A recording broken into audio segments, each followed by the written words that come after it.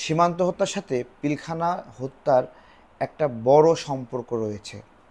পিলখানা হত্যার পর থেকে কেন সীমান্তে বাংলাদেশি নাগরিক হত্যা বেড়ে গেল এবং কেন আমাদের বিডিআর অর্থাৎ বিজিবি প্রতিরোধ করতে পারল না এবং বছরের পর বছর সীমান্ত হত্যা হয়ে যাচ্ছে। গত ১৬ বছরে দেখেন ১,১০০ মানুষকে সীমান্তে হত্যা করলো। কোনো যুদ্ধ নাই, কোনো বিগ্রহ নাই, মারামারি নাই, একের পর এক খুব ঠান্ডা মাথায় গুলি করে হত্যা করছে বাংলাদেশি নাগরিকদেরকে এবং এটা নিয়মিত অভ্যাসে পরিণত হলো। কিন্তু তারপরেও আমাদের বিজিবি কোনো প্রতিক্রিয়া জানাতে পারে নাই। আজকে ওই আলোচনাটাই করতে চাচ্ছি যে কেন আমাদের বিজিবি প্রতিক্রিয়া জানাতে পারল না, এবং ওইটা দিয়েই শুরু করলাম যে পিলখানা হত্যার সঙ্গে বিজিবির এই না পারার একটা বড় সম্পর্ক রয়েছে। পিলখানা হত্যার সময় শেখ হাসিনা একটা সময় নিয়েছে, সেনাবাহিনীকে সেখানে ঢুকতে দেয় নাই, র্যাবকে ঢুকতে দেয় নাই। যদি ঢুকতো তাহলে দুটি কাজ হতো। একটি হলো আমাদের কিছু সেনা অফিসার বেঁচে যেত, পাশাপাশি এই হত্যার মাস্টার মাইন্ড যাদেরকে দিয়ে হত্যাকাণ্ড বাস্তবায়ন করা হয়েছে তারা ধরা পড়তো। শেখ হাসিনা একটা নির্দিষ্ট সময় নিয়েছে, যেই সময়ের মধ্য দিয়ে আমাদের সেনাবাহিনী সব মারা গেছে অফিসাররা, আর মারার পরে ওইখানে যারা খুনি ছিল তারা সেফ এক্সিট নিয়েছে। ওই সময়ের যারা অ্যানালাইসিস করেছিল তাদের বক্তব্য হলো যে ভারতীয় রয়ের প্রতিনিধিরা ঢুকে আমাদের সেনা অফিসারদেরকে হত্যা করেছিল। এইখানে শেখ হাসিনা সেই কাজটি করলো, ভারতের এই এজেন্টগুলোকে এখান থেকে সেফ এক্সিট দিল। তাপস সাহেব, ওই সময়ের স্বরাষ্ট্রমন্ত্রী, তারা মিলে এই কাজটা, অত্যন্ত নানক সাহেব সম্পৃক্ত, সুন্দরভাবে গুছিয়ে এই কাজটি করলো। এবার আমি বলছি যে এর সঙ্গে সীমান্ত হত্যা বেড়ে যাওয়ার আসলে সম্পর্ক কি। আপনারা জানেন যে আমাদের যে বিডিআরটা ছিল, এই বিডিআর আমাদের উত্তরবঙ্গে সীমান্তে সেখানে বেশ ভালো পারফরমেন্স করে এবং একটা যুদ্ধ হয়, সেই যুদ্ধে বাংলাদেশি নাগরিকদেরকে সাথে করে নিয়ে বিএসএফের প্রায় ১৭ জন সদস্যকে হত্যা করে এবং বিএসএফ বাংলাদেশের একটা অঞ্চল দখল করার একটা চেষ্টা করেছিল। সেই সময়টা এই যুদ্ধ হয়, সেই যুদ্ধে বিএসএফ পলায়ন করে এবং তাদের ১৭ জন নাগরিক মারা যায় এবং বাংলাদেশের মারা গিয়েছিল মাত্র ৩ জন। এই ছিল আমাদের সাহসী বিডিআর। এবং সিলেট অঞ্চলে দায়িত্বরত ছিল মশিউজ্জামান, বর্তমান গণ অধিকার পরিষদের যিনি আহ্বায়ক, কর্নেল মিয়া মশিউজ্জামান। তিনি যখন দায়িত্বে ছিলেন তখন একটা যুদ্ধ হয় সিলেটের অঞ্চলে এবং তার একটা নীতি ছিল যে একজন বাংলাদেশিকে হত্যা করলে ২জন বিএসএফকে হত্যা করা হবে, ২জন ইন্ডিয়ানকে হত্যা করা হবে। এই নীতির কারণে মানে ওনারা সিলেট সীমান্তে যে অভূতপূর্ব সফলতা পেয়েছিলেন যা বলা যায় না। এখন প্রশ্ন হলো যে এর পরবর্তী বিজিবি বা বিডিআর কেন পারছে না। ওইটাই বলছিলাম যে পিলখানা হত্যার পরে শুধুমাত্র আমাদের সেনা অফিসারদেরকে হত্যা করা হয়েছে, বিষয়টা এই রকম না। ওই সময় এই যে আমাদের একটা সাহসী বিডিআর বাহিনী, এই সাহসী বিডিআর বাহিনী সিলেট সীমান্তে, চাঁপাইনবাবগঞ্জ সীমান্তে, দিনাজপুর, হিলি, পঞ্চগড়, কুড়িগ্রাম, তারপরে এইদিকে সিলেট, শেরপুর, জামালপুরের এই পাশে, তারপরে কুমিল্লা সীমান্ত, নোয়াখালীর এই পাশে, তারপরে চট্টগ্রাম, কক্সবাজার, সামগ্রিকভাবে পুরোটা দেশে। এবং আমরা কিন্তু আমাদের এই বিজিবি কিন্তু মায়ানমারের সঙ্গেও গুরুত্বপূর্ণ যুদ্ধে বিজয় লাভ করেছে জিয়াউর রহমানের সময়ে। তো এই যে সাহসী একটা বিজিবি যারা প্রতিরোধ করতে জানে, প্রতিশোধ নিতে জানে, দেশকে রক্ষা করতে জানে, শেখ হাসিনা অত্যন্ত সুকৌশলে ইন্ডিয়ান রয়ের সহযোগিতায় এই জায়গাটাতে খেলেছে এবং ভারতকে সহযোগিতা করেছে যাতে করে এই সাহসী বিজিবিটা নষ্ট হয়। বিডিআর হত্যার ঘটনায় শেখ হাসিনা যে ইনভলভ, এটা সোহেল তাজের কথায় কিন্তু উঠে এসেছে। শেখ হাসিনা সোহেল তাজকে চুপ থাকতে বলেছিল। কেন চুপ থাকতে বলেছিল? এই জন্য যে যাতে করে ইন্ডিয়ান এজেন্টগুলো বের হয়ে যেতে পারে। সেই সময় একটা তো আমাদের সৈনিকরা, আমাদের অফিসাররা, সেনা অফিসাররা মারা গেল পিলখানায়। এই একটা মাত্র ক্ষতি নয় কিন্তু আমাদের, যে শুধুমাত্র সেনাবাহিনীর ক্ষতি হয়েছে। বিডিআর বিদ্রোহের সময়ে পিলখানা ঘটনার পরে সারা বাংলাদেশে বিজিবি যে ক্যাম্পগুলো রয়েছে সেগুলোতেও বিদ্রোহ হয়।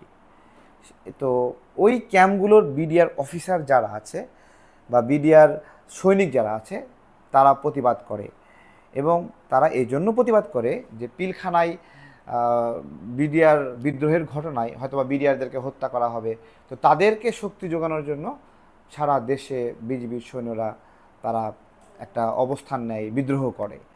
তো আমার যে জায়গাটাতে ক্ষতি হলো, দেখেন প্রত্যেকটি সংকটে প্রতিক্রিয়া জানায় কারা? সাহসীরা। এটা একটা কিন্তু সুন্দর একটা গেম, সাহসীরা। তাহলে সারা দেশে যত বিজিবি ক্যাম্প আছে সেখানে কোন বিজিবি সৈন্যরা বিদ্রোহ করলো বা প্রতিবাদ জানালো, এটা কিন্তু বুঝতে হবে। এটা শেখ হাসিনার একটা মাস্টার মাইন্ড গেম ছিল যে একই সঙ্গে পিলখানায় আমাদের সেনা অফিসারদেরকে হত্যা করবে, একই সঙ্গে আমাদের সারা দেশের সাহসী যে বিজিবিগুলো আছে তাদেরকে খেপিয়ে তুলে বিদ্রোহী হিসেবে প্রমাণ করে তাদেরকে কাউকে বছরের পরে বছর জেলে রাখবে, কাউকে চাকরি থেকে বাদ দেবে। ঠিক এই কাজটি কিন্তু শেখ হাসিনা করলো, যে অসংখ্য বিডিআর সদস্য তাদেরকে জেলে পুরে দিল। তারা এখনও জেলে আছে যারা হত্যাকাণ্ডের সঙ্গে জড়িত নয়। আবারও বলছি, সারা দেশের অনেক জেলায় বিডিআর সদস্য যারা, তাদেরকে চাকরিচ্যুত করা হলো। তাহলে কাদেরকে করলো? যারা প্রতিক্রিয়া দেখালো, যারা ক্রিয়াশীল আচরণ করলো এই বিডিআর বিদ্রোহের সময়, সেই সকল সাহসী বিডিআর সৈন্যদেরকে চাকরিচ্যুত করা হলো। হাজার হাজার বিডিআরের সাহসী সৈন্যদেরকে চাকরিচ্যুত করা হলো, এবং এখনও বিডিআরের সে সকল সাহসী সৈনিকদেরকে জেলে কেরানীগঞ্জে আছে, কাশিমপুরে আছে, দেশের বিভিন্ন জায়গায় আছে। তো এই যে পিলখানার ঘটনা, এখানে পিলখানার ঘটনায় সীমান্তের দায়িত্বে থাকা যে সাহসী অফিসাররা আছে, শেখ হাসিনা তাদেরকে একত্রিত করলো, তাদেরকে গুলি করে হত্যা করলো সবগুলো অফিসারকে। ওই জায়গাটাতে মনোবল ভেঙে দিল সেনাবাহিনীর। আর একটা করলো, আমাদের দেশের সাহসী যত বিডিআর আছে সকল বিডিআরকে শেখ হাসিনা জেলে পুরলো এবং তাদেরকে চাকরিচ্যুত করলো। অর্থাৎ পুরা বিডিআরকে সে সাহসিকতাপূর্ণ সৈনিক শূন্য করে ফেললো। এবং তারপরে বিজিবি নামকরণ করলো বিডিআর থেকে। আর একটা সংগঠনের নাম পরিবর্তন কিন্তু কোনো স্বাভাবিক বিষয় নয়। নাম পরিবর্তনের মাধ্যমে বিডিআরের যে শৌর্য, বীর্য, ইতিহাস সব কিছু রিপ্লেস করে ফেলা হলো, হয়ে গেল বিজিবি বর্ডার গার্ড বাংলাদেশ। তো এই হলো একটা অবস্থা। এরপর থেকে বাংলাদেশের সীমান্তে কখনো বাংলাদেশি নাগরিকদেরকে হত্যা করা হলে বিজিবি কোনো প্রতিক্রিয়া দেখায়নি, বরঞ্চ উল্টো দিক হয়ে দাঁড়িয়েছিল এবং পতাকা বৈঠকের মাধ্যমে লাশ গ্রহণ করেছে। সবচেয়ে নির্লজ্জ কাজটি ছিল, একজন বিজিবি সদস্যকে যখন গুলি করে হত্যা করলো বিএসএফ, তখন সেই কফিনটা ফুল দিয়ে বরণ করে নিয়েছিল বাংলাদেশের বিজিবি। তারা প্রতিশোধ হিসেবে একজন বিএসএফকেও গুলি করে হত্যা করতে পারে নাই। তাহলে বিজিবিকে কীভাবে ধ্বংস করা হলো দেখেন, এবং আমাদের সেনাবাহিনীকে কীভাবে মাজা ভেঙে দেওয়া হলো। এক ঢিলে দুই পাখি মেরেছে শেখ হাসিনা। এবার আসেন, এখন আমার বিজিবি সঠিকভাবে দায়িত্ব পালন করতে পারছে না। কেন পারছে না? প্রথমত, শেখ হাসিনা বিজিবিতে একটা সেট করে রাখছে, যেই সেট আপটা শেখ হাসিনার সেট আপ, এবং এই সেট আপটাই আওয়ামী লীগের নেতাকর্মীদেরকে সীমান্ত দিয়ে পালাতে সহযোগিতা করছে। আমি আবারও বলছি, এই সেট আপটা শেখ হাসিনার সেট আপ। এই সেট আপের কিছুই এখনও পরিবর্তন করা হয়নি। এবং আমাকে বিজিবির সদস্যদের একটা অংশ আমাকে জানিয়েছে যে তারেক ভাই, এই সেট আপ যদি চেঞ্জ না করেন কখনোই সীমান্তে নাগরিক হত্যা বন্ধ হবে না। এই সেট আপটা শেখ হাসিনার সেট আপ। তাহলে বোঝেন আমাদের করণীয় এখন কি? এখন যে জিনিসটি করণীয়, সরাসরি পিলখানা হত্যায় অভিযুক্ত যারা, তারা কারা এটা তো আমরা জানি। শেখ হাসিনার দল, তার এজেন্টরা এই কাজগুলো করেছে। এই জায়গাতে তো দ্বিধা ছাড়া, কোনো কনফিউশন ছাড়া আমরা সিদ্ধান্ত নিতে পারি যে শেখ হাসিনার পিছনে পিলখানা হত্যার যে ঘটনা সেটা জড়িত, বা তিনি এটাতে আঙ্গাঙ্গিভাবে জড়িত, তার পরিবারের সদস্যরা জড়িত, এবং এটা ভারতের এজেন্ট হয়ে তারা স্থায়ীভাবে শেখ হাসিনাকে ক্ষমতায় রাখার জন্য এই এজেন্ডা বাস্তবায়ন করেছে। কারণ বাংলাদেশ সেনাবাহিনী যখনই বাংলাদেশ বিপদে পড়েছে তখনই বাংলাদেশে দায়িত্ব নিয়েছে।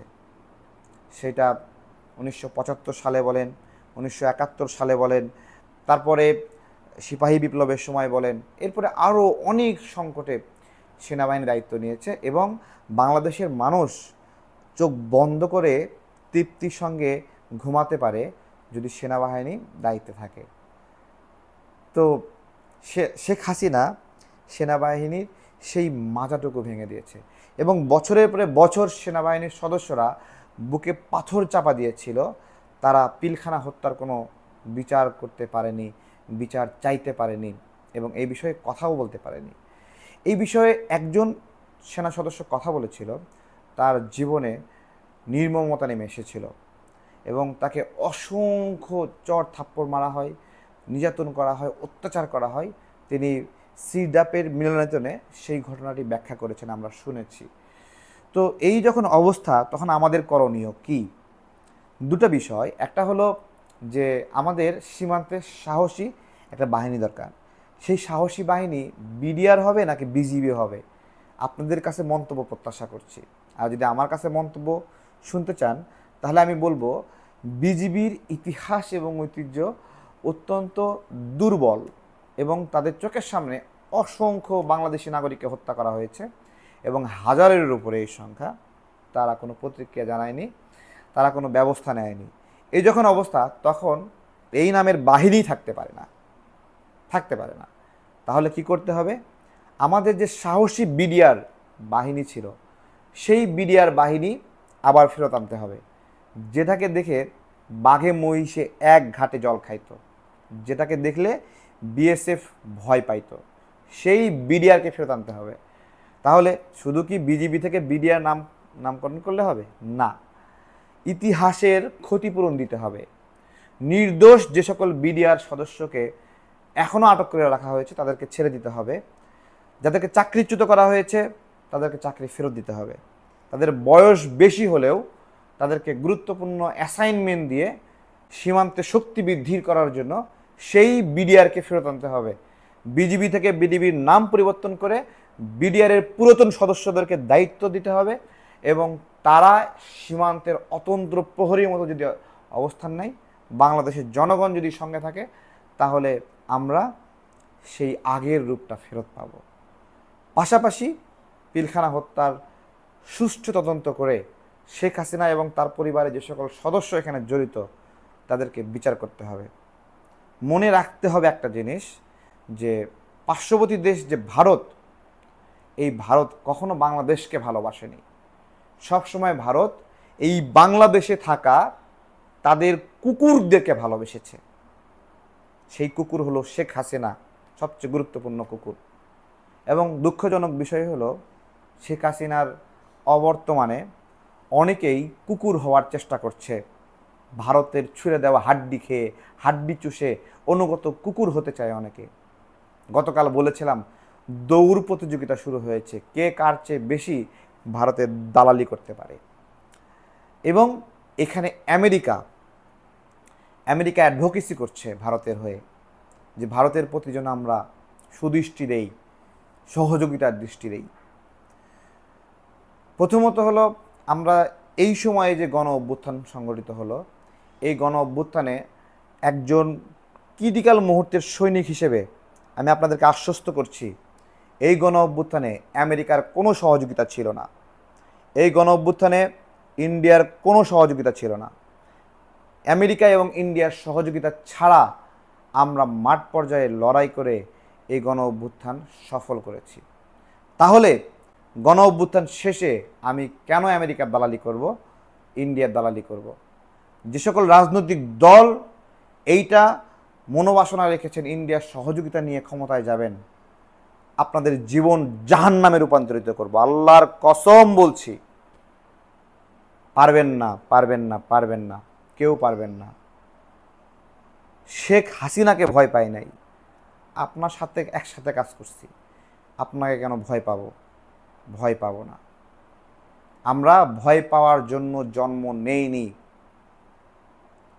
আমরা খুব দ্রুত সারা দেশে আমাদের ক্যাম্পেইন শুরু করছি। প্রত্যেকটা গ্রামে গ্রামে গিয়ে প্রজেক্টরে স্ক্রিন খুলে রাতের বেলা নাগরিকদেরকে এক জায়গায় করে নাটক দেখানোর মতো ক্যাম্পেইন করব আমরা। তাদেরকে সচেতন করব ভারতের আগ্রাসনের বিরুদ্ধে।